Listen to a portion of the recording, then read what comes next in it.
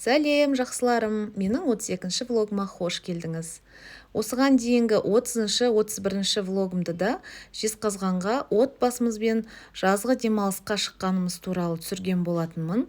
Осы влогта сол демалысымды қорытындылайтын боламын. Және де менің арнама келген болсаңыз, міндетті түрде тіркеліп, лайк басып, комментарий жаза отырыңыз.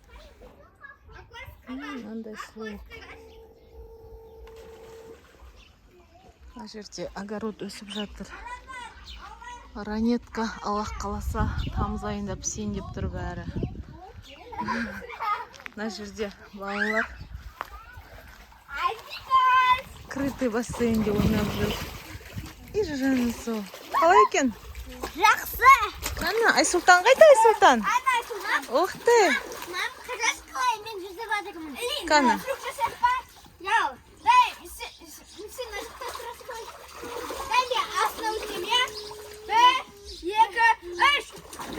Ух ты! Ух ты! Ол не, трюк па бұл? Ей, чучаны.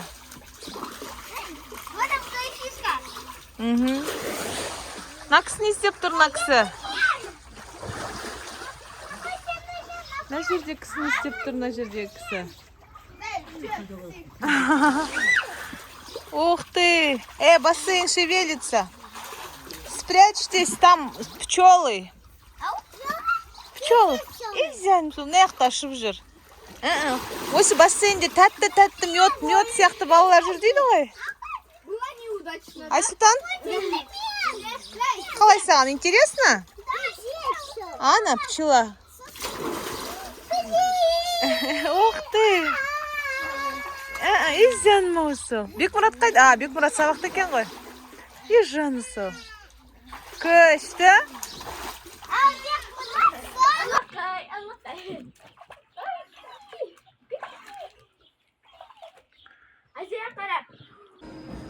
Жезқазғанда жүрген бірінші мероприятиеміз. Жиендеріміздің Абдулла деген жиенімнің дипломы, ЕНУ-ды бітірді.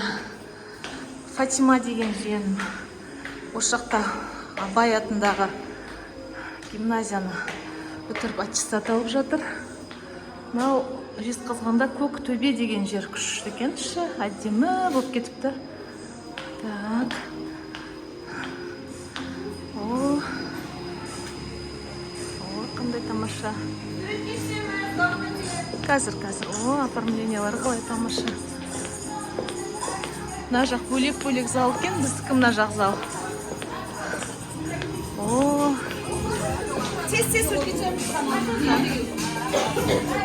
Отырыс өте тамаша әрі қызықты өтті.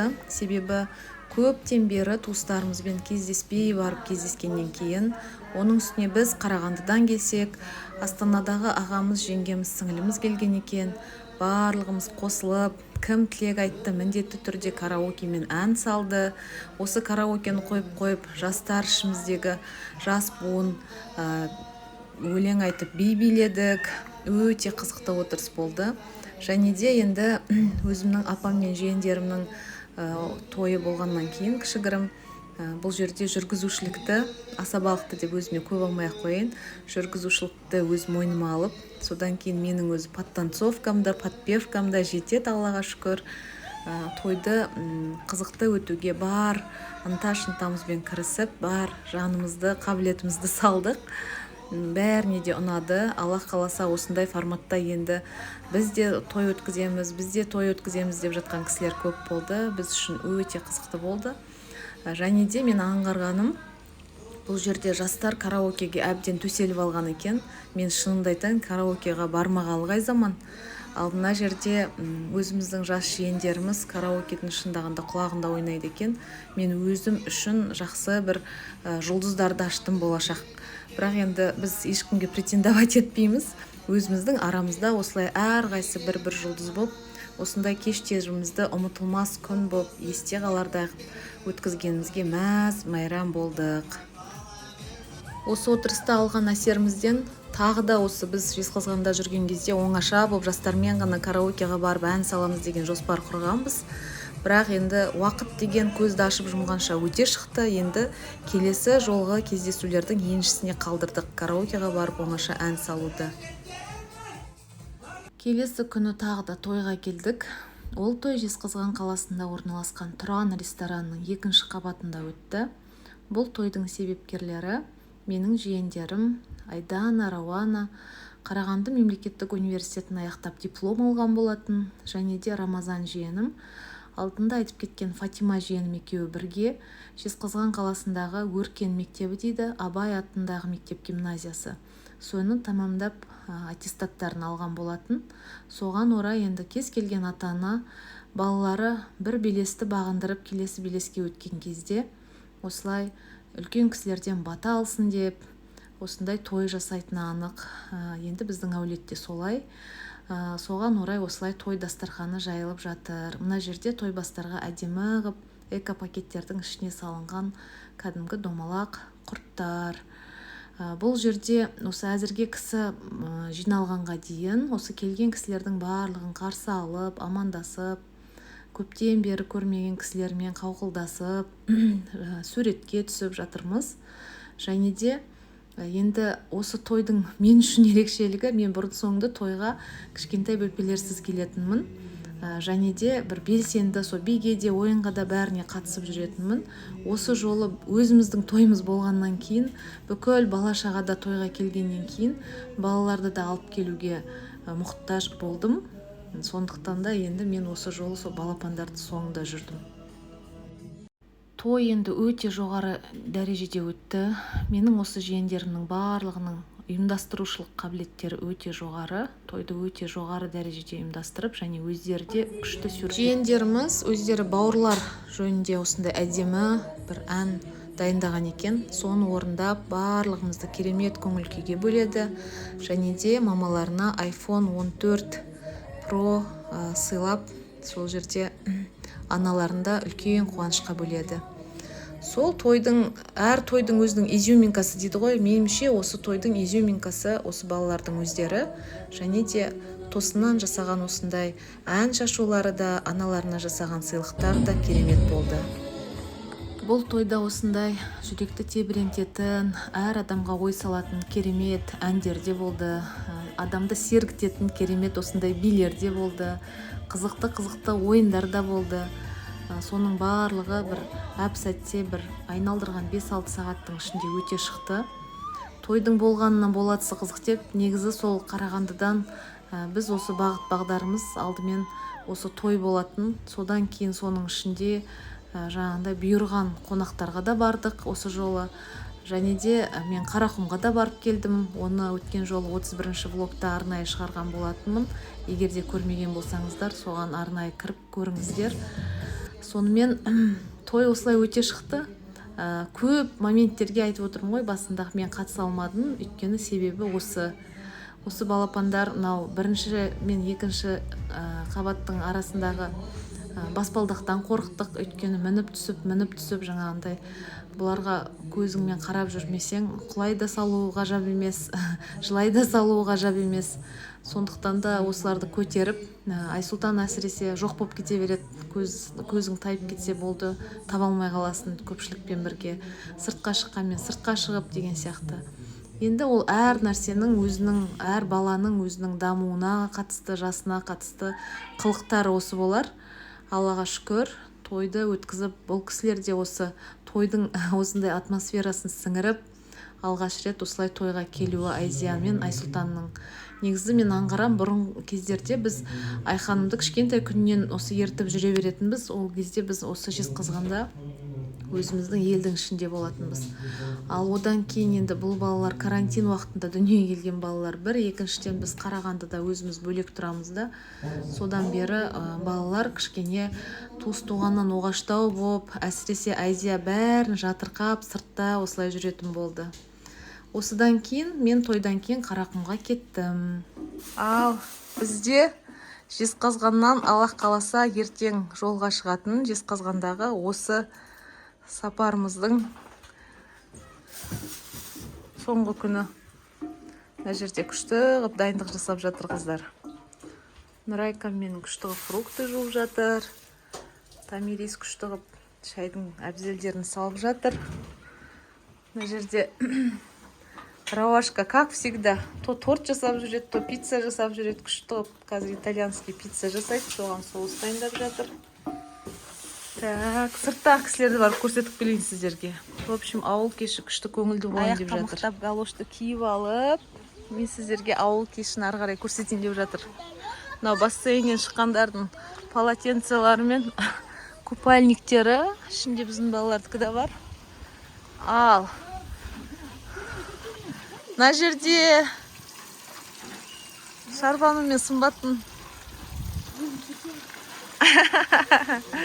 өзін түсірсе қойма. Балық қорылып жатыр мына жақта. Мен балықты қатты жақсы көретінді ескеріп күшті балық қорылып жатыр мына жерде. Ана төмендегі полкіден аламыз, үстіндегі ұнға аунатамыз. Содан кейін майға кеп саламыз болып жатыр. Мына жақта дымляма жасалайын деп жатыр. Дымляманың заттарын мына жақта турап жатыр. Аха. Ай көркем, не айтасыз? Күшті ма? Қарағандыға барасың ба бізбен? Барасың ба? Мамамен ба? Қарағандыға сен маманды кіргізбейді екен ғой, сені ғана кіргізеді екен ғой. Изам сол. Акөспен кіруге болады, аха. Молодец. Қашан келесің?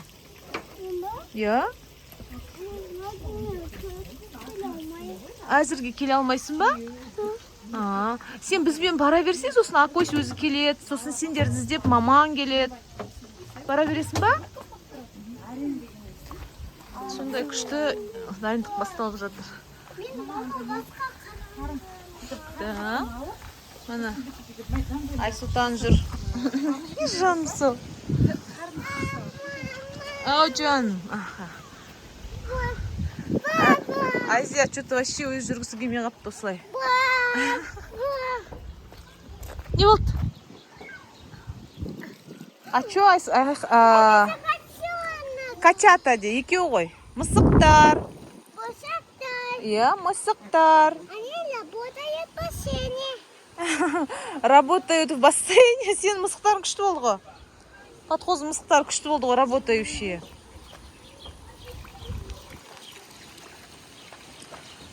Бүгін кішкене күн салқындап тұр.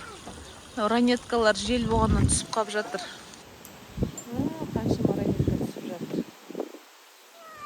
Не болды, балам? Больно. Где больно? Қойшы сүрте салда жүре бер. Ештеме қылмайды. Мынау маманың қажылық сапарында алып келген күшті кітапшалары Мекке мен Медине туралы. Мынау Мадина, анау Мекке туралы.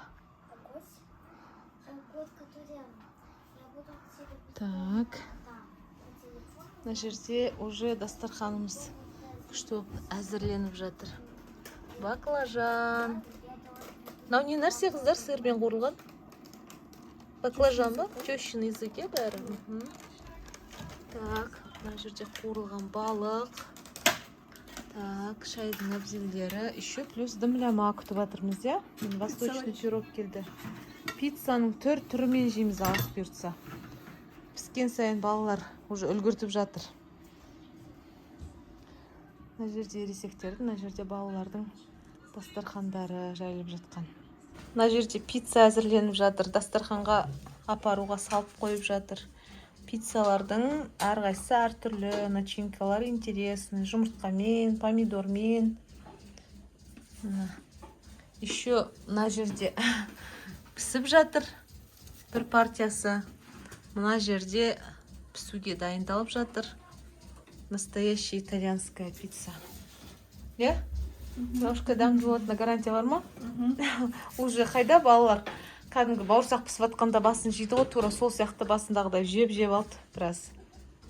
Өмірде ешқандай байлыққа, ақшаға айырбастамайтын сәттер болады. Сондай сәттердің бірі осындай демалыстарда, осындай анамызбен, бауырларымызбен бір дастарханның басында отырып, ұмар-жұмар болып әзілдесіп, әңгімеміз жарасып отырған сәттер деп ойлаймын. не нәрсе басталса соның аяқталатын кезі келеді. Міне біздің де осындай Жезқазғанға барған демалыс сапарымыз осымен аяқталып, елге қайтып келе жатырмыз. Елге келе жатқан уақытта біздің көліктің ішінде өте бір көңілсіз адам болады, ол Айханым. Айханым, шынымды айтайын, кәдімгідей осындай поездкалардан кейін жылап келеді ғой. Неге біз сол жақта қалмадық? Енді өзің қалдырып кетейін десең, өзі қалмайды. Оның талабы бойынша біз отбасымызбен қалуымыз керек. Оған бәріміз қала алмаймыз. Жұмыс бар, өмір бар, қайнап жатқан деген сияқты мына жақта.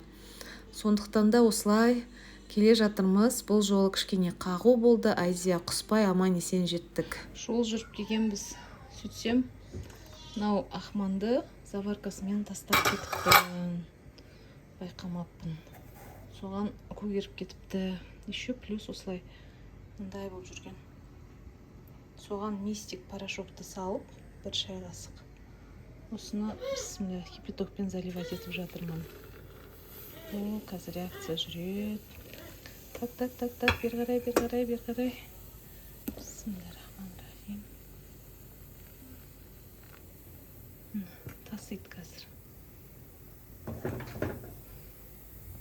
Осындай реакция жүреді.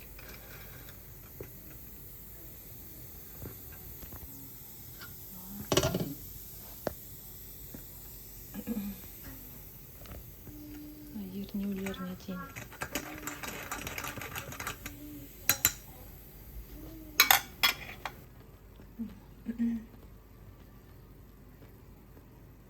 Әдейі крышкасын жауып қойдым. Крышкасын астындағы таптарда кете берсін деп, ернеуіндегі.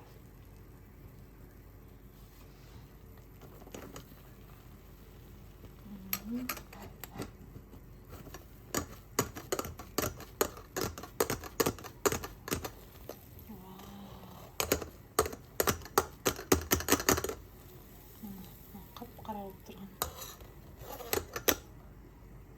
Пиязы кішкене тұра тұрсын, сосын аламда сумен шаям. Мынаны қараңыздар. Мынаның прям іші, анау бәрі де тап-таза болды. Плюс мына қап-қара болып тұрған. Жаңа мен сіздерге бірінші суретте көрсеткенде қап-қара тұрған. Суперский болды. Мен негізі ана көгеріп кеткесін күмәнданып тазартайын дедім да, бір жағынан қап-қара болып тұрғасын. Уақытымды бөліп, пока тамағым піскенше өстіп мистикке сала салған. Супер болды. Осындай анандай бір шамал-шамал точка-точка сияқты болып тұрған, это ничего. Аналар қазір сықылап жүру керек. Уже кете салатын дүниелер бұлар сықласа. Батып тұрғандарының барлығы кетті деген сөз. Кана, не істеватсың, бачам? Ух ты! Он чинит. Что ты чинишь, балам? Құдай заным мен әкек көрген оғжынат деген. Осы икеяның орындығын мына жер түсіп қала береді. Сол жерден болтикті тауып алып, шуруп дей ма, не дейді? Шурупты тауып алып па. Папасынан дай молоток дейді. Сондағы сұрап жүргені осы. Молодец, Саха. На место поставишь, орнына қоясың ба? Мына жерде Айзия қазір абсолютно өзі тамақ ішетін болды. Айзияның тамақ ішкендегі арты қалай болатын көрсетейінші сіздерге. Ой, тамақты жеп отыр деп мәз болып отырамыз ғой. Міне. Жартысын почти что лақтырып тастапты жан жаққа. Суды төгіп, жан жағын сөйтіп отырады. Бұрында біз Айсұлтанға тамақты осылай шашпасын деп бірыңғай қолмен беретінбіз да. И Айсұлтан осы күнге дейін накорми меня, покорми меня деп отырады. Ал Айтикушқа ұстатам да мейлі деймін. Қойш, неше түрлі гаджеттер бар, уборка жасайтын. Өзі самостоятельно үйренсін деп. Ал Айзия қазір қасығын ұстатпайды, өзім жеймін деп.